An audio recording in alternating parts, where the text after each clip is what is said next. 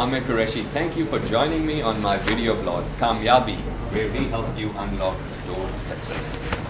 Ammar Mumtaz, who's founded this very trendy coffee shop initially called Burning Brownie. And it's been very successful here in Islamabad. And now he's moved on to his second coffee shop, a very happening kind of a place called The Warehouse here in Jinnah Supermarket in Islamabad.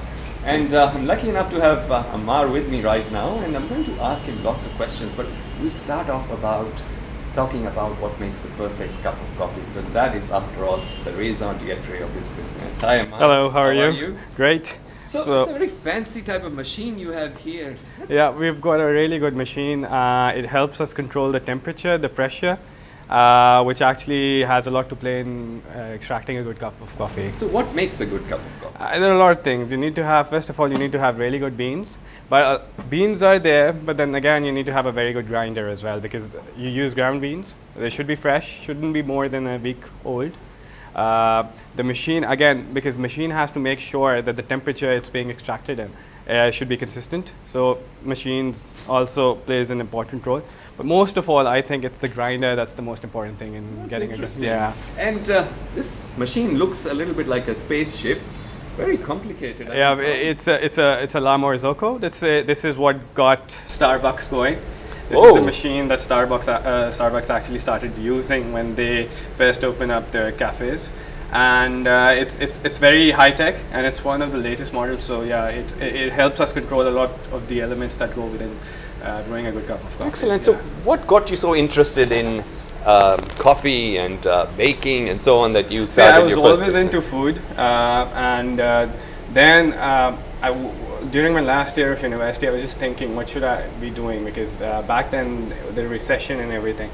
And I just randomly made a cake once for someone, and then the lady started buying it from me. And then from there, I just got the idea, if I could sort of come up with a plan and make this happen, it could actually work out. And that's what I did. We started off from Shell Select with a small kiosk, and then we got our shop, and now this is our Actually, this is our third project now. Third project, and you're still very young. How do you deal with the difficulties and the pressures of business? It's hard, but it's something that you learn with time and experience. And I think Burning Brownie helped me a lot with that, because when we started that off, it was very difficult. A lot of things that we were doing, I mean, I had no experience or knowledge about them. But with time, when you meet new people, meet different people from within the industry, you get to learn a lot, and that helps you. Yeah. And the difficulty in any food business is keeping consistency in terms of the service and the food. One of the things, I think that's one of our competitive edges, in a way that we did a lot of research before starting any of these projects, that how are we supposed to be consistent. So one of the things that I figured, the reason why a lot of places here are inconsistent is not because of the staff or they're changing their recipes. It's actually the ingredients that they're using. They don't get the same ingredients every time. When due to price fluctuations or some other factors, like for instance, if you have a flood or something, so that affects your vegetables or chocolate or whatever. But the main thing is you want to make sure whoever you source your ingredients from, that they're very, very consistent. If they're consistent, you're consistent. And basically food industry depends a lot on the supply chain. Yeah, because for instance, if I'm using a chocolate and if the supplier provides me with something that's not up to the par, what's going to happen is we're not going to be changing our recipe, but the final product is not going to be the same.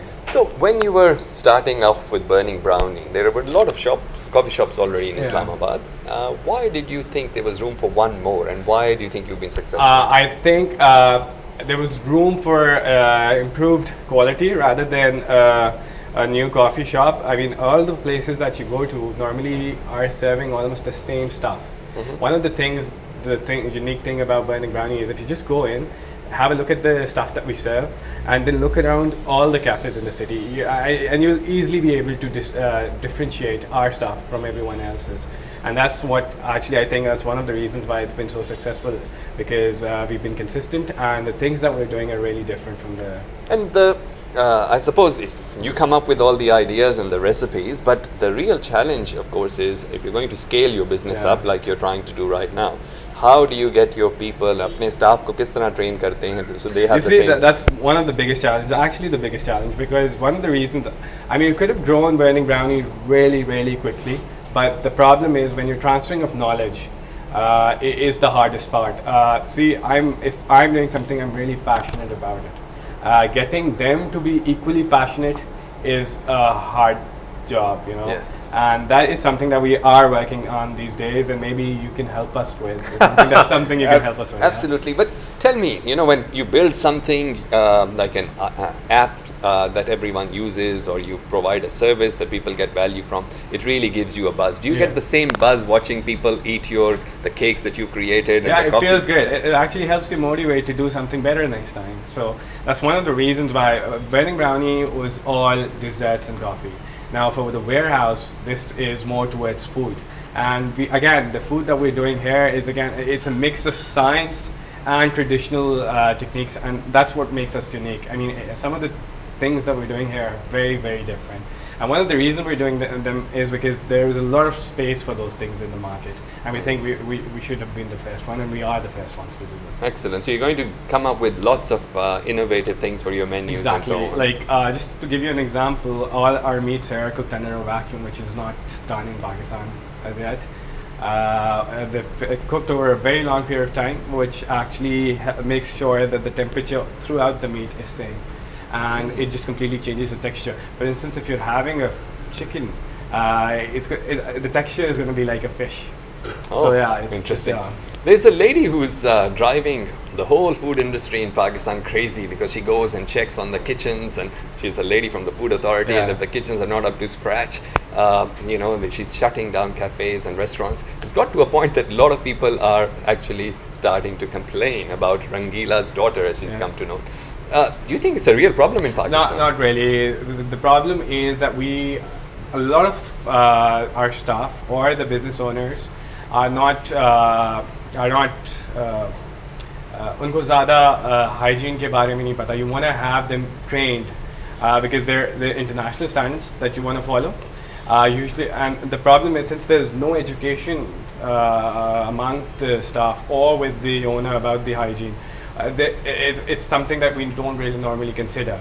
One of the things, again, keeping that in mind, I mean, hygiene is the most important thing, because you don't want somebody to come in and fall sick. So keeping that in mind, we wanted to make sure that we get an open kitchen going. Why? Because this keeps you on your toes and makes sure that you do not slack. And normally hygiene ka problem is slacking ki wajah se hota hai, when you're not looking at each and everything. And that is very important. Yes, actually, the interesting thing about this particular coffee shop is that it has an open kitchen. So when you come into it, you'll be able to see the staff and the cleanliness and everything of the kitchen. So there is no option but to have it very, very clean, and the surfaces have to be spotless. Otherwise, you as a customer are not going to feel safe. So before we finish, Ammar, are you going to make us a perfect cup of coffee? Definitely, I'll make you a good cup of coffee. So now we're going to watch Ammar, you know, show us how it's actually done. So basically, this is a 14 gram portafilter. Portafilter is what goes into the coffee, and where the coffee comes out from. It's a filter, basically, because coffee, only 18% of coffee is soluble in water. Okay. So yeah, and what the pressure does is, with change in pressure, you can actually adjust that. So for instance, if I'm doing it at 9 bars, it's not necessary that it's going to be extracting all the 18%. Then this is another very important step, is the tamping. You want to make sure you don't tamp over 30 pounds of pressure. Okay. These are things that you don't often get to see after you order. I mean, these are really important. I'm just gonna purge that. Okay.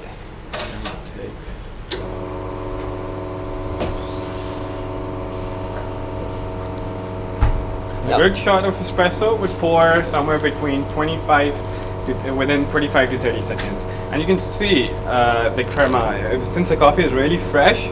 Yes. Yes, I can see the color and it's all, and the smell and the taste. Already I can sort of anticipate. One of the key ingredients, apart from the coffee beans, is obviously the milk. Yeah. Now, Pakistan's not had great quality milk, and now recently we have a few more options. How do you deal with that? milk does become a bit of a problem. Prema has been doing really well, but in summers you get a lot of problem with Prema. So what we normally do is we try to use imported milk during summers, but it's a long life milk, so obviously it's going to affect the quality. Yeah. Okay, so what are you doing with the milk now? Now I'm going to texture it. I'm just steaming it. This is interesting. So the milk is being textured and steamed. One of the problems that you have here in Pakistan is that a lot of times we heat the milk too much. Milk for coffee is supposed to be very, very... How did you get the design thing happening? I'm curious to know. Wow. So this looks pretty close to a perfect cup of coffee. Yeah. I'll be checking it out, but not on camera. Thank you for joining us, and Amar, thank you. Thank you for allowing us into the kitchen and watching you make the coffee. It's been a wonderful episode of my blog, and I've really enjoyed it. Do join me again next time.